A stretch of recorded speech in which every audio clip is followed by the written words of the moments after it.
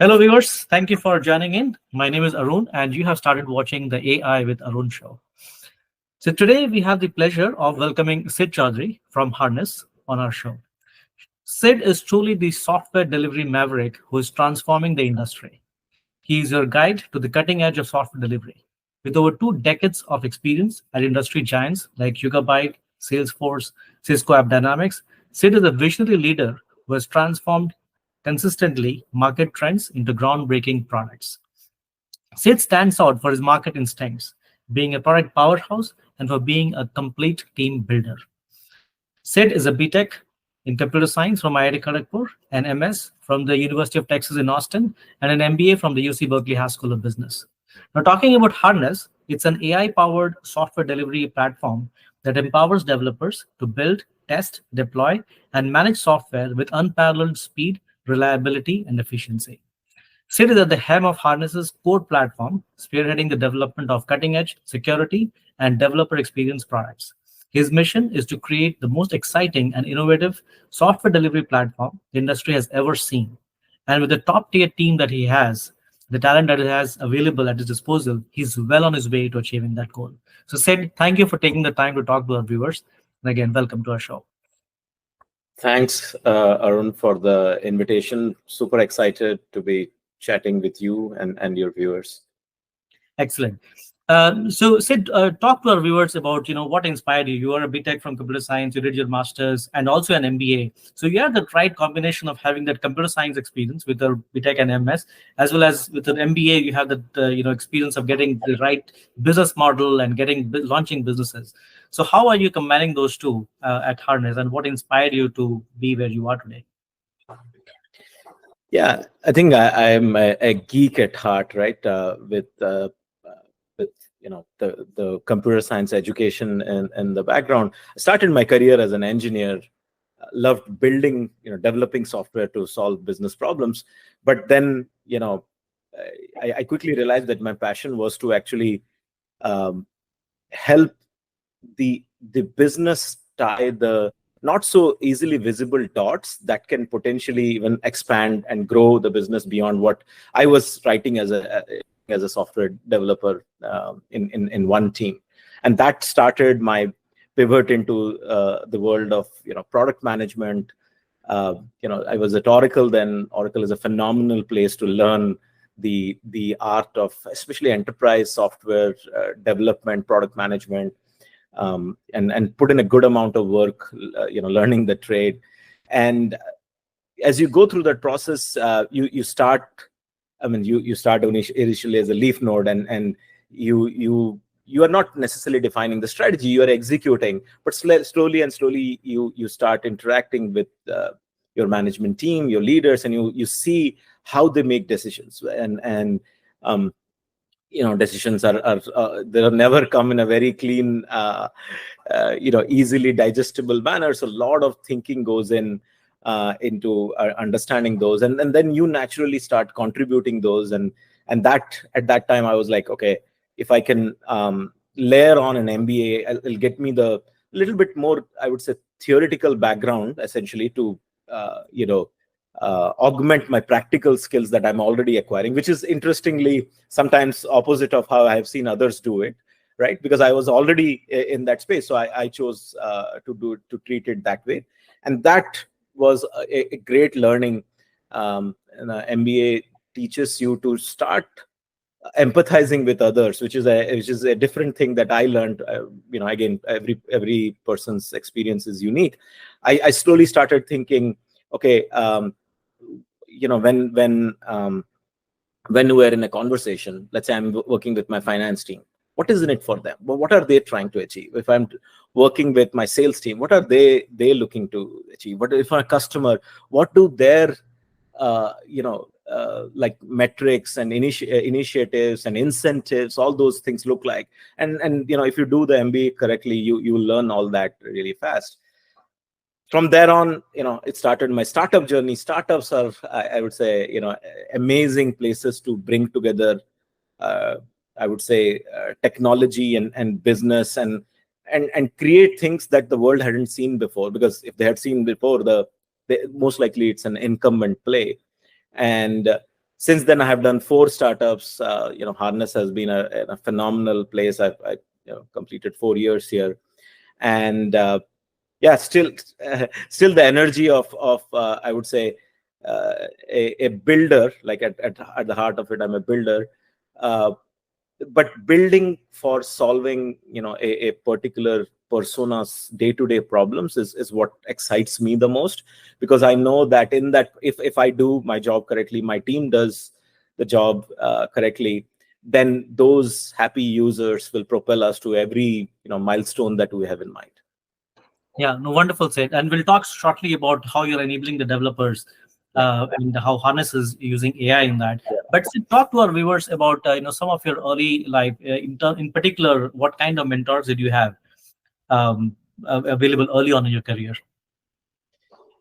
Yeah, that's a great question. I think when you are in school, your teachers and your seniors are mentors, and they are trying to inspire you to sort of whatever, like, art you are trying to master in, what does the next level look like, right? And all of us are attuned to think, like, how do I better myself? Your competition is not others, your competition is yourself, where you are trying to better yourself. So there, it was a good learning. Every, whether it be my undergrad thesis advisor or my grad advisors, they all helped me immensely in sort of mastery of my art and so on. When enter the professional life, your management team, your leaders play an important role, especially your direct manager. If you can, again, if you can find that manager who is willing to see that inherent potential, and you can also I would say meet them somewhere with your drive and intent, then magic starts happening, because they start coaching you towards what does how you can start solving bigger problems, and they can start offloading some of their problems for you, because that's the best way for not only to you to grow, that's also the best way to them to grow. Because again, leadership is like, can you make yourself dispensable by empowering your team, is a phenomenal way of looking at it. So and then then once it keeps on doing it, then I have had the opportunity to work with lots of founders as part of my startup journey. And Jyoti, who's the founder CEO of Harness, has been I would say, an outsized influence on my career. This is my second startup with him. I was with him at AppDynamics, and I have learned again, how to think massive, and then but also at the same time break down those problems into smaller pieces, and execute, hit milestones, grow, and inspire everybody to sort of come along with this journey, right? So yeah, I mean, I'm very thankful, very blessed to have had all the support. It's very rare that you can do everything on your own. People are like that, but I am a product of a lot of people supporting me and believing in me over the years. No, that's great said, and we can see that your career trajectory has been such that you have learned a lot. While you have learned a lot, right? You have also become the leader that people are looking up to. So that's a great career that you have had. So, Sid, if you had to provide some advice to people who are young people who are listening in, what kind of advice would you have for them? Yeah, I think when you are young, I think you again these advice are very specific to somebody's own experiences and learning. So because you can't sort of give generic advice like that. That doesn't make sense. What I have seen, that the path I have taken is, early on you have to figure out how do you become a specialist in something. Because take one or two areas and can you become world class at it, right? And world You won't become world class at it overnight. You will have to put a structured, like, put yourself through a curriculum to get there. Like, what does level 1 look like? What does level 2 look like? Whether it's in engineering or product management or sales, it doesn't matter whatever the profession is, like you just figure out what that thing looks like. And um, in that process you can grow as a as an individual contributor. You can slowly become a people manager, leader, and those skills that you will acquire in the pursuit of excellence in that depth will then, I would say, at the right time, open up uh, the the opportunity for you to go do something on your own. Again, you can be a leader in a bigger organization where you will have a lot of latitude to, it's as good as a like a startup CEO, or you can be a entrepreneur on your own. But those skills, those ability to create things, be excellent at some things, those are the ones I think young people, especially when you have so many things you can do, but picking a few things and becoming great at it is a skill that I have I would say benefited from. No, that's great said. I mean, I my takeaway from what you said was pick up a few areas, maybe one or two area, right? Instead of looking at boiling the ocean, and just look at a few areas and just specialize in them, and ultimately you'll grow. There's a lot of Yeah, and as time passes you will start becoming generalists, because if you want to grow in career, naturally the generalist part will slowly come to you, right? Because if you're good at it, people will look up to you to solve adjacent problems, run bigger teams, like and in that process your the same depth that you had acquired in, let's say, those one or two things, you now get to go build again in the newer things, and then go build again in the newer things, and so on. But the corollary is, like, if you're not even good at one, like, it's very hard for leaders to anybody, whether even if you are a young entrepreneur and you are going to convince a VC to trust you and invest in you, it becomes hard, like with the groundedness of depth that is probably a hallmark of initial success. Yeah. No, very well made. Point very well made. Sid, so we'll jump on to the second segment of our show. Let's talk about Harness and what does DevSecOps really mean, right? And software delivery really mean. So, Sid, talk to our viewers about what Harness does, and spend some time, especially for some of the viewers who might not know exactly what software delivery is all about. Maybe spend a couple of times on that before we jump to the second part.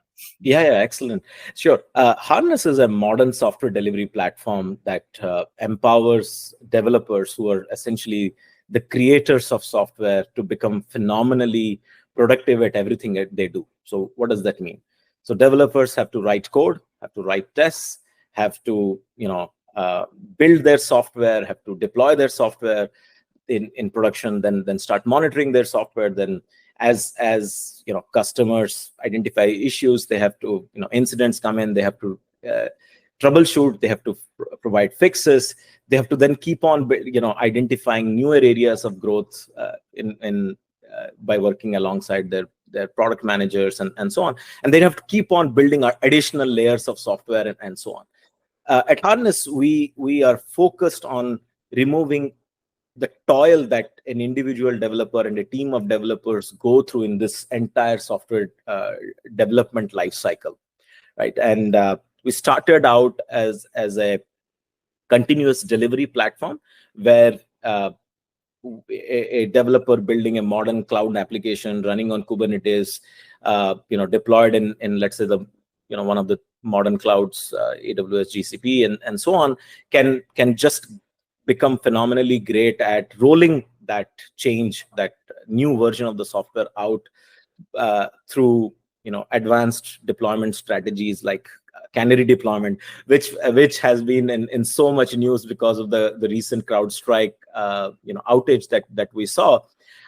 Then the canary is just one of the advanced deployment strategies. There are well-known other advanced strategies like blue-green rollouts and so on. So all this is like a one-click solution inside Harness, and that's where we began our journey. But then we built out the entire I would say, platform surrounding this continuous delivery aspect, which includes ability to store and host your software code in the cloud, ability to build in the cloud, ability to do do chaos engineering before rolling out, so that your software is resilient to public cloud. Inherently is a since you are renting hardware from the large cloud platforms, they're inherently unreliable. So you have to put in the effort to make your software reliable, right? And thereafter, we have also focused on building, measuring and improving developer experience. That especially as the team size grows, teams start struggling with bottlenecks, like if you give all the pull requests to review to the lead engineer in a team, and the lead engineer is able to get to it, but then he or she has to go on vacation, the entire team comes to a standstill. Not a great outcome if you look at it, especially from a leadership standpoint. So how do we identify those bottlenecks? How do we remove them, and how do we empower developers to be able to work with each other, work with each other's APIs, services, and not necessarily rebuild the same thing that somebody has already built, reuse and collaborate with each other, and roll out software at a highest level of maturity, which we have customers, a lot of customers in the regulated industry, like the banks, federal government, and so on. The penalty of getting security and governance wrong is very high, right? Because the consumers put a lot of trust, and that trust has to also percolate down into our software delivery processes. So how do you make the software development and delivery process handle all these demands that are being put on the developer today? That's what we are I think still feels a little bit early, but we have been on this mission for 6 years now. No, wonderful. So Sid, you said a couple of things in terms of what the platform does, right? And looks like there are tools available in the market, for example, GitHub, GitLab, right, which do at least part of this stuff. Yeah. So essentially, are you saying that, or let me ask you this. So what are the current tools that are available in the market that Harness seeks to replace, either today or maybe in the future? Excellent question. So there are two I would say plays or two opportunities that we see on the ground. One is customers are essentially looking to find the best of breed continuous delivery solution, or continuous integration solution, or the best of breed supply chain security solution. So it's they many times, by the way, they if you see the large enterprise, the competition is not somebody else. The competition is what they have built themselves over the years, by cobbling together small open source projects, writing a lot of glue code and scripts, which one phenomenal engineer did it, but he or she has moved on, and now the newer team, they are being asked to do so much, and they are not even able to understand what was done before, right? That is a massive market in its own right. Sometimes there are existing tooling out there, but that's what we call as a module play, right? We have like 12 modules that we offer to the market. So each one of them, we come in, we help you understand where your bottlenecks are, and we identify where your goals are, and what the path from going from this bottleneck state to that ultimate your goal look like. And then we execute on that path with whatever module that you have chosen. Feature flag, feature management, and experimentation is another such area, right? So that's one. So in that place, like we compete with specific players in each of those domains, right? Then there are a place where, especially the larger that you go, these tooling are related to each other. So just the way, let's say, if you bought virtual machines from AWS, The likelihood of you giving your, let's say, hosted Kubernetes workload to Google Cloud is is lower, right? Because you have already put in the effort to onboard onto that platform. Your users have access. You've put in governance processes, uh, and so on. So that's when enterprises, similar to the cloud platform consolidation play, enterprises are also looking to do DevOps tools consolidation play. And that's where obviously we compete with the likes of GitHub and GitLab. And same, I think they are older companies than us. They are good at again, the code repo side of the house, which is Git hosting, which is where their original strengths are. We are phenomenally great at literally every aspect of the development process and so on. And customers want to see us execute not just one point solution. In that case, they want us to see, are you truly able to take the toil that my tens of thousands of developers are facing on a daily basis, and empower them to do better, right? That's the question ultimately it boils down to. Yeah, yeah, that's a very nice way of putting it. So earlier you mentioned about the CrowdStrike, right? And how they did not do certain kinds of strategies. Yeah. So talk to our viewers about, if they had used Harness as a platform, how could we have avoided the whole mess that happened? Yeah. So I mean, at the end of the day, software development and delivery processes have to acknowledge that things will go wrong, right? I mean, just again, you assuming that nothing will go wrong is not a great strategy. So how do you mitigate the risk in a sort of a shift left testing and rollout strategy? It becomes very important. And what ideally you should be doing is, you know when you do code changes, right? A developer will do a code change in a local environment initially. Okay, awesome, everything looks fine. But when the one single developer's code change now comes in contact with hundreds of other developers' code change, there are chances of things going wrong. And that's where uh, you know the build time testing becomes very important. So and there there are you have to be careful in order to ship the build out. If you start skipping important tests, that will catch up to you when the software is actually live. So how do you intelligently work through what is the right surface area of tests to run, and build time becomes very important. So that's where we are very good at. We that's where we use a good amount of AI to identify how do we make sure that the coverage on the tests is great. So that's one. Then now it comes to rolling out the surface, the new build, right? Which by the way, 100 plus developers have worked on it. Now it became one binary or artifact that needs to be rolled out. And in case of CrowdStrike, it is one update that needs to be rolled out to millions of sort of end user devices. So that's when what advanced rollout strategies say is, you start gradually opening up the blast radius. And there are some companies call them as ring based deployments, canary based deployment. The name doesn't really matter, but it's about controlling the blast radius. So you roll out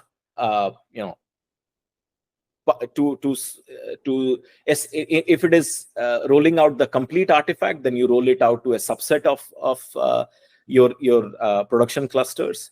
You observe what's going on in there. You identify, and there are techniques known as, we call them continuous verification, where in this partially rolled out phase, you are comparing the metrics of this new version of the artifact with the existing version of the artifact that is running on the clusters which haven't been touched. And you compare and contrast, and you say, oh, well, this looks good. Okay, looks good. Then I'll increase the blast radius. I'll increase the surface area. Then you measure again So you keep doing it till you become confident, and then you get to a point that's 100%. There is another, by the way, what many customers do is they layer on this sort of artifact level rollout strategy with gradual rollout using feature flags. So while you are doing this, you can also target the feature. Like, again, a single artifact can have, let's say, tens of new features. Individually at a feature level, you can control the target audience for who sees that feature and who doesn't see the feature. There also you can measure like a cohort analysis of the users who saw that feature and the users who did not see the feature. So all these strategies, right? Build time testing, deployment time, canary rollouts, post deployment progressive delivery using feature flags, and experimentation, which is also sometimes known as A/B testing. All these strategies are there, and software engineering has gradually become good at it. And we are in the mission to democratize all this technology to like literally every engineer on the planet. All these are needed in order to us to not get into a situation where our software can cause so much damage and havoc in the day-to-day lives of users. Yeah, that was a great way of explaining, Sid. And this is becoming like a masterclass in software engineering and CI/CD and software delivery in particular. So love it. Sid, you spoke briefly about how you're using AI, but talk to our viewers about a little bit more in detail on how AI is being used across the platform in Harness. Yeah, I'm sure your viewers know that generative AI specifically, which is increasingly becoming multimodal, is about essentially making sense of lots of unstructured data that's just lying around. Previously we didn't quite know how to make sense of them. Documents, giant blobs of logs and all those pieces, right? I think there are specific cases where generative AI is shining already. Customer support is one such use case. The use case for reinventing the journey of a developer is also very exciting, and we are playing a big role in making that come alive. So if you look at a developer's journey, right, you have to first understand product spec, user design.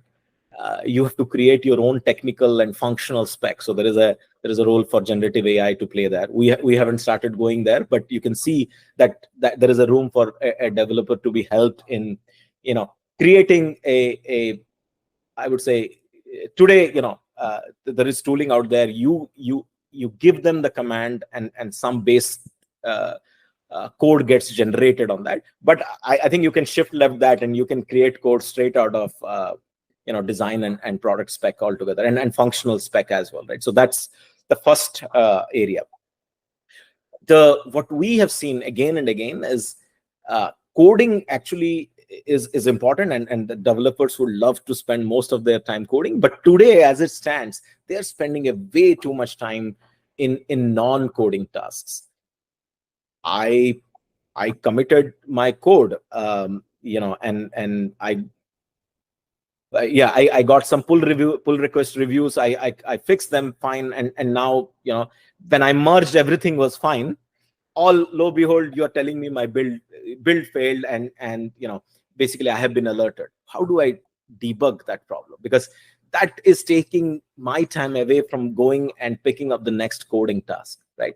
So sort of this troubleshooting of various kinds of build, and also you can extrapolate that to deployment failures is an area where we put a lot of energy on, because that requires you to understand some of the infrastructure layer problems, right?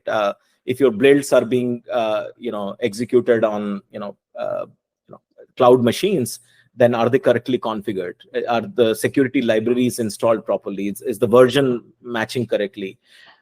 If you are deploying into Kubernetes, is there a admission controller policy that is leading sort of to this new version of artifact being stopped at the gate altogether, right? remember, developer doesn't have a great insight into how the infrastructure engineering configured that cluster that I'm today deploying in, right? I am, all they told me is my build or my deployment failed, right? And this disconnect is also a place where AI can play a solid role, just bridging the divide between the two sides, right? uh, Once this side of problem is there, then you start thinking about you know again vulnerabilities that are present in code, right? I think there are studies there, like open source libraries are most likely about 80 to 90% of the code that is being shipped, because most engineers love to use them. Again, why not, right? The functionality is already built out. Why should I go and write something from scratch? uh, Fair point. But in that process, you're also increasing the security risk on your company when that library becomes is either has already a known vulnerability, which is like a CV in a vulnerability database. So if and the cardinal sin of security is to just ignore known problems, right? Like, you can't ignore known problems. That's like it's like baseline reference in today's world. So you have to fix that security vulnerability, which means sometimes you have to change code as to how you are passing inputs into that. Sometimes you may have to change the library altogether, which may come with a different signature, which means you have to change code again. You can see how the developer is getting frustrated as this path going on. So generative AI has an ability to essentially tell you, here is what your current code is, here is what your new code is. Obviously, you should, human in the loop is there. You should look at it and test it properly, but taking some of the toil out in identifying whether I need to rewrite the input output, or I just need to change the library version, or I need to do both, right? It's an important place. Then you keep going, and now you have deployed again. You suddenly CPU is spiking, and yeah, you're having 404 errors and so on. What is going there? Like, again, there's a messy everybody is logging, and I think there is way too much logs on the world. How do you make sense of that info really fast? And that's also textual information being thrown out at the developer, and that's where I think you can imagine, right? Every minute of downtime has massive impact on the business. So there is phenomenal pressure on site reliability engineers and developers to collaborate and bring back the service. Understand in that process, do I, or in order to bring back the service, do I roll back the change? Do I let it go and then do a hot fix on top of it? All this is hard. Like, and again, you are not doing coding, because when you're battling all these problems. So you can see that the developer's end-to-end journey, or at least end-to-end daily life, can be significantly enhanced by focus, by bringing generative AI tooling into the mix. And by the way, like, as Harness, we serve all the adjacent personas who are empowering the developer. So you can imagine, I am a DevOps engineer responsible for building pipelines that deploy code written in 20 odd different languages, getting deployed to 3-4 different or built in, obviously in Harness pipelines, but then deployed stored in a couple of, or many customers use 3-4 artifact registries, then getting deployed into multi-cloud platforms, Kubernetes, serverless, form factors. So there is a room, and we're also focused on that. Like, how do I empower this DevOps engineer to become phenomenally productive, and not have to learn the gory details of, how do I make this happen? You come in and you describe, I want to deploy this, I want to build this kind of an application from this code repo, push the artifact into this artifact registry, use this kind of release rollout strategy, and then and deploy it to this kind of cloud platform. Like, let's say you define this in English. Previously, we didn't have that ability. We have to write long form YAMLs and to do all that. Now imagine you come in into software like Harness. You English is your language. You provide that, and we make all this stuff happen for you, right? Now I can do that with security engineers as well, right? So the same, like, in order to make, first and foremost, like, most companies have most highest number of developers, so they're removing toil from their day-to-day life has the most value.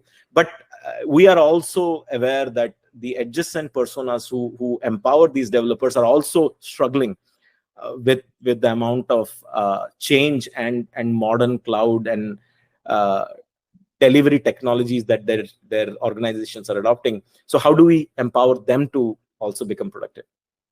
Wow, that's phenomenal said. So not only are you taking care of the developer experience with themselves, right, who are your core set of users, but you're also taking care of all the peripheral support roles like DevOps and others who support the developer roles. So Yep. anybody who basically can use the Harness platform stands to be benefited from an experience standpoint. And I can certainly tell the kind of AI that you're using, because yeah, all of these is not easy to.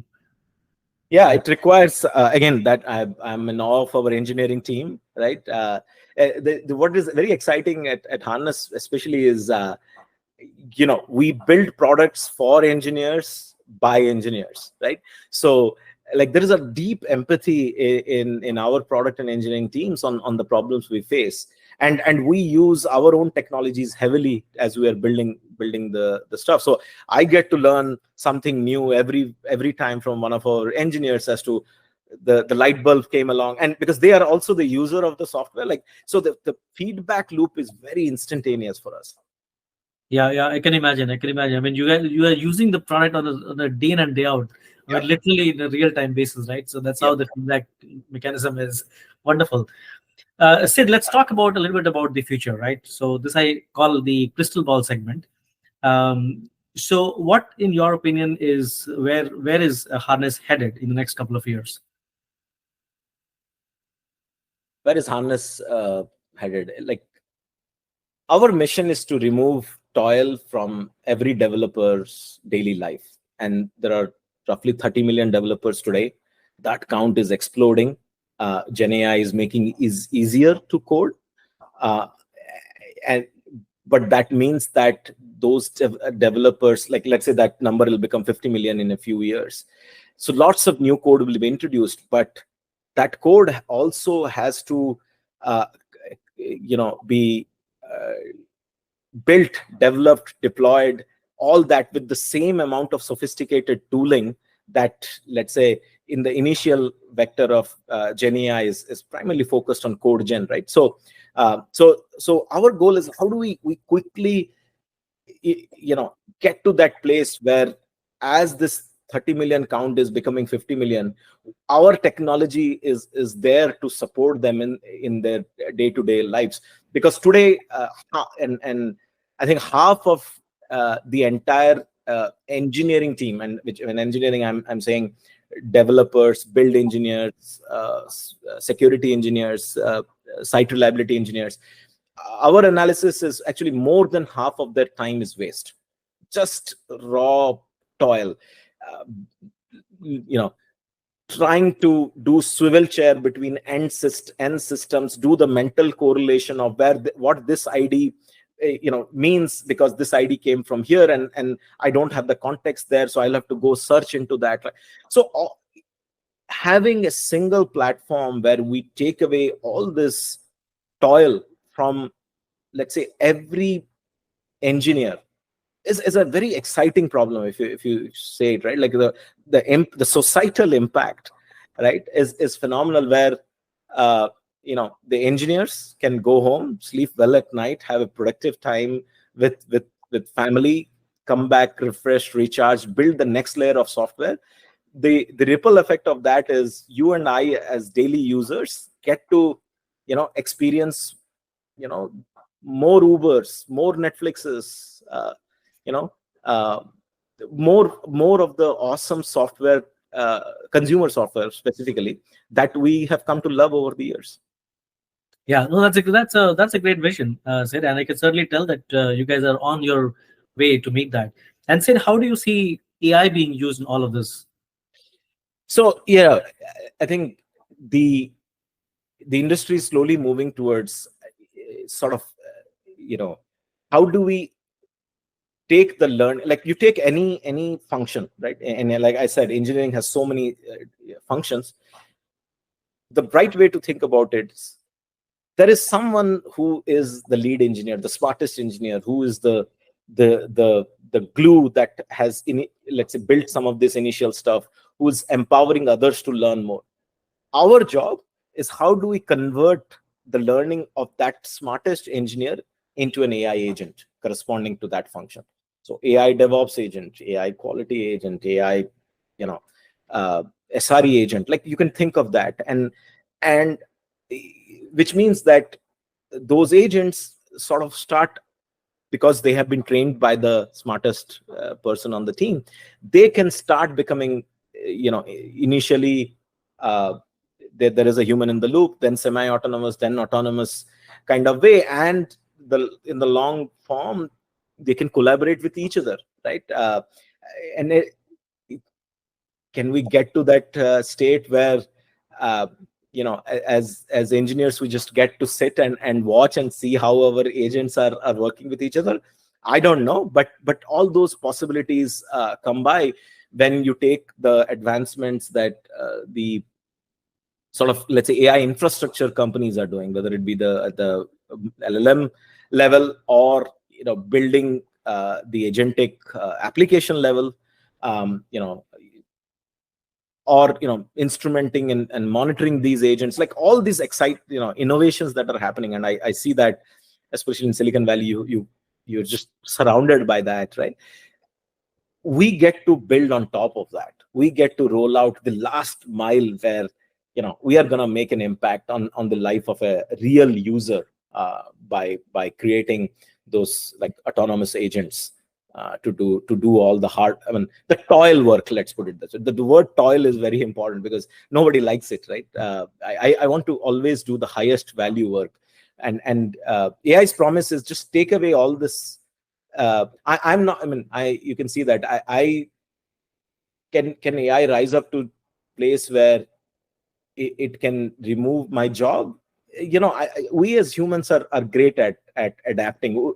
We continuously will figure out what is the next higher value level that AI hasn't gotten to it yet, because it is learning on the knowledge that we have previously created. So I'm not of the opinion that you know uh, like AI is going to take away jobs. AI is going to empower us to go do higher value jobs, and just this toil that we have created over the years through, because again, we have created these technologies and over the years.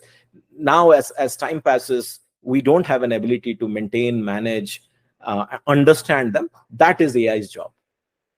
Yeah. So yeah, in a future world, then in a couple of years, said I would imagine that if I have a team of, let's say, developers, DevOps engineers and quality engineers, security engineers, I have an agent, or each one of them have an agent, an AI agent that helps them automate all the stuff that they have. And hopefully in another couple of years, all these agents start talking with each other, and the developers Yeah, create I a think so. So the hard part is it's, I mean, we can all write up an agent and so on. Like, how do we train, customize that agent to the needs of this individual enterprise? Every large customer believes that they are unique, like they have unique problems, unique business processes, and so on. So that's where the hard part exists. Like, you create as a builder. I love the challenge though, right? Because we can start with something, we roll it out, we learn from customers. How do we make it, like, to them it should be feel like this agent was always meant to serve my enterprise, like the segment of one, right? That is hard. I mean, it's not that easy, and yeah, that's okay. We are there. yeah. But then that's the vision, right? I mean, big dreams lead to incremental step towards achieving them. Yep. Yeah, that's great. So that brings us to the final segment of our show, and we call this the rapid fire round. So I'll ask you a question and short answers. Sure. All right. So let's get started then. See, my first question to you is: ChatGPT or Google Gemini? If you had to use one for the rest of your life, what would you use? ChatGPT for personal use, Gemini for enterprise use.